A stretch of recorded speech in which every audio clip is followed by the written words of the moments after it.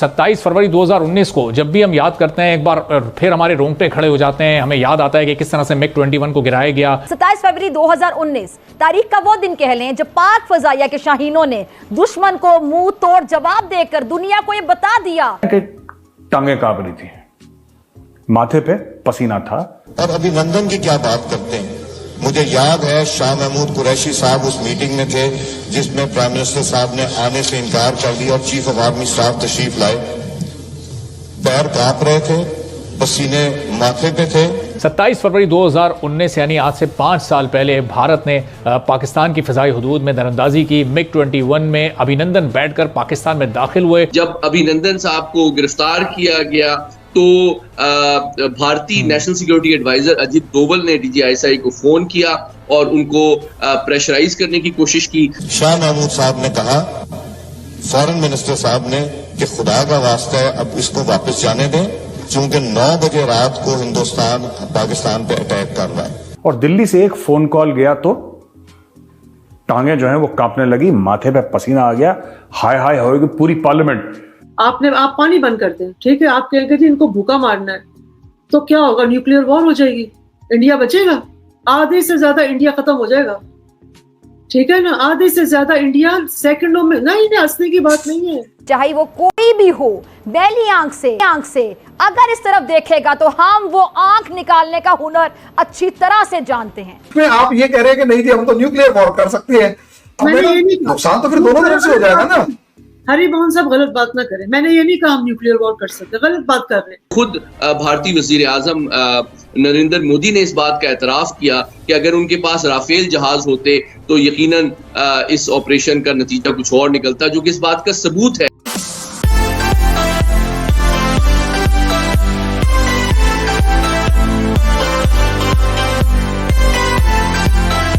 नमस्कार दोस्तों, कल थी 27 फरवरी जो पाकिस्तान के लिए एक खौफनाक दिन है। जहाँ भारत ने पाकिस्तान के बॉर्डर को क्रॉस करते हुए पाकिस्तान के अंदर अटैक किए थे और इसके साथ साथ पाकिस्तान के एक फाइटर जेट को F सेक्शन को मार गिराया था।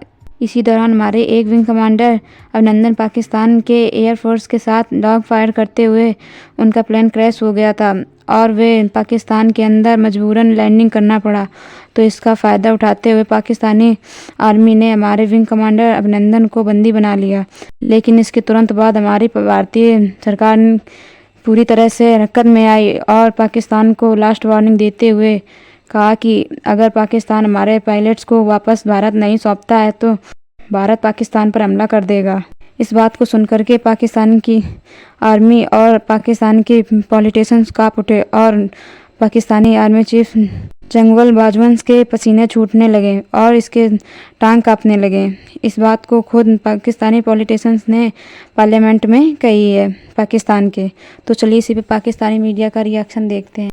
ठीक है, इंडिया के पास बहुत पावर है, बहुत कुछ है, लेकिन ये इस तरह से जो आप कह रहे हैं ना, मेरा नहीं ख्याल है कि पहली तो बात है कि इस तरह इंडिया प्रोबेबली इस तरह की इतनी ड्रास्टिक स्टेप पे जाएगा नहीं। I don't know, this is, let's be positive. दूसरी बात ये है कि रीजन में फिर इस खित्ते को इस तरह से क्योंकि जो गारंटीज दी हुई है वो जाहिर है वर्ल्ड बैंक ने दी हुई है।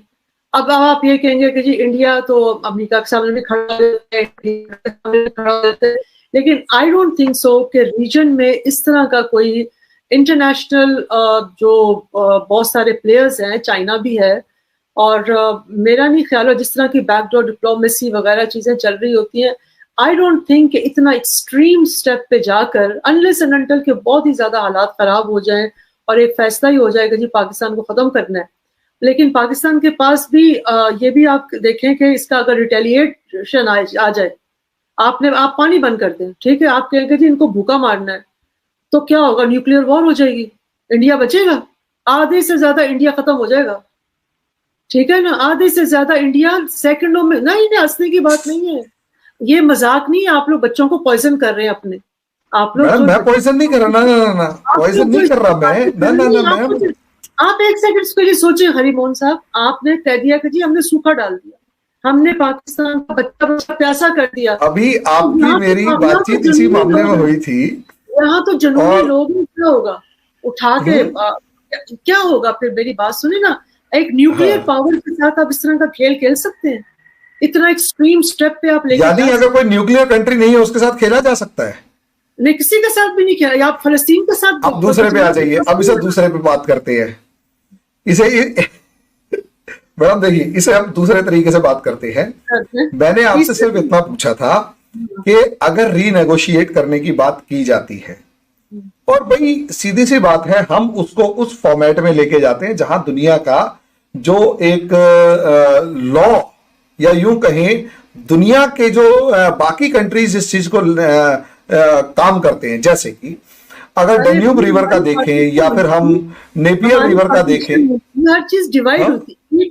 इस ट्रीटी में एक बात याद रखें, यहाँ शेयरिंग का कोई मसला नहीं है। जो इंडस वाटर ट्रीटी है ना, उसमें यह नहीं कहा गया कि पाकिस्तान और इंडिया वाटर शेयर करेगा, वहां डिवीजन है।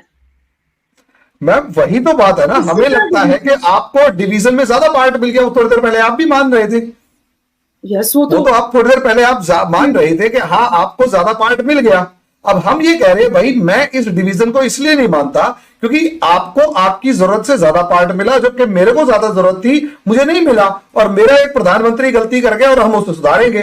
अब उसमें आप ये कह रहे हैं कि नहीं जी हम तो न्यूक्लियर वॉर कर सकते हैं। नुकसान तो फिर दोनों तरफ से हो जाएगा ना।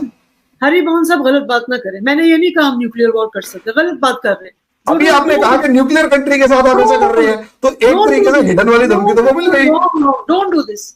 मैंने कहा है कि अगर आप if you push people to the wall, आप एक ऐसी कंट्री को, क्यों मुजफ्फर साहब, एक ऐसी कंट्री को आपने कहा था हम सूखा डाल देंगे, बूंद बूंद को तरस जाएंगे, पाकिस्तान क्या करेगा भाई? जब मैंने नहीं कहा, एक टीवी चैनल कह रहा है मैडम, टीवी चैनल कह रहा है कि अगर पाकिस्तान के पास पानी नहीं होगा, अगर पीने के लिए कुछ नहीं होगा, तो पाकिस्तान के पास क्या क्या कर सकता है? पाकिस्तान के पास क्या, अगर मैंने ये क्वेश्चन पूछा जनवन, अगर ऐसी कभी सिचुएशन आती है, एक बार आप हाइपोथेटिकल सोचें, तो आप क्या समझते हैं कि आप कहते हैं कि जी आप पानी बंद करने का मतलब ये है कि आपने क्या पैदा कर दिया?